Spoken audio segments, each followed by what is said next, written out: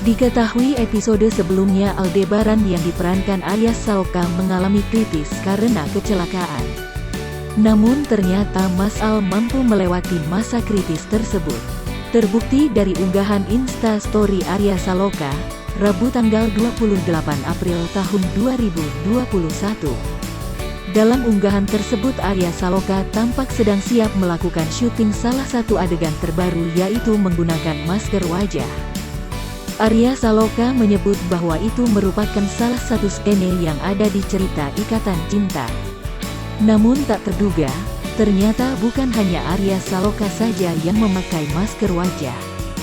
Melainkan hampir seluruh wajah kru juga memakai masker serupa. Rupanya hal itu adalah tingkah jahil Amanda Manopo. Niatnya syuting dimaskerin, memang adegan masker tapi di masker semua, ungkap Arya Saloka. Ia lalu mengarahkan kamera ke Amanda Manopo. Ini tersangkanya, tutup Arya Saloka dengan tertawa.